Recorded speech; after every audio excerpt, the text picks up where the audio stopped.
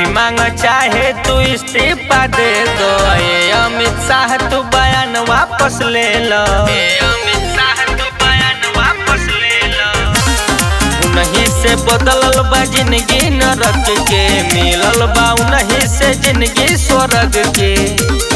सहल जाई नहीं बाबा के अपमान ये भाई, सहल जाई नहीं बाबा के अपमान ये भाई।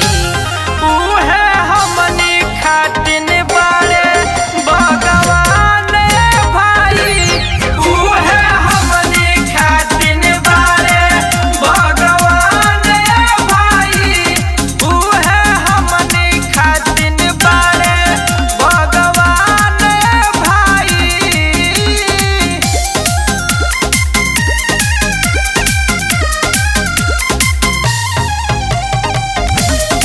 म्यूजिक बाय दीपक उजाला।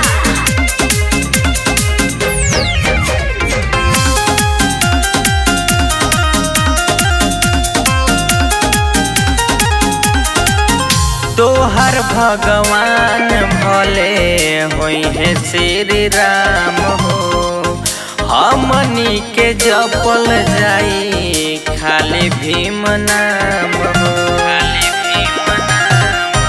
तोहर भगवान भले होई है श्री राम हो, हमनी के जपल जाई खाली भीम नाम हो। जब से लिख दिहल बाबा संविधान ये भाई, जब से लिख दिहल बाबा संविधान ये भाई।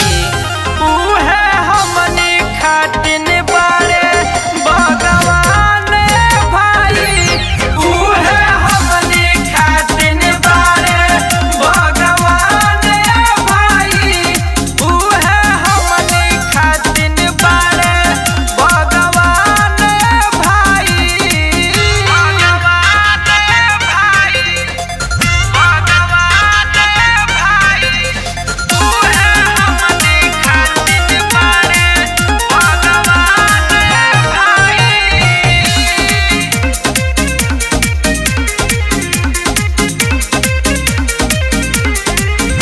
गृह मंत्री बन गईला वही संविधान से, अब तोहरा जलन होता काहे भीम नाम से। गृह मंत्री बन गईला वही संविधान से, अब तोहरा जलन होता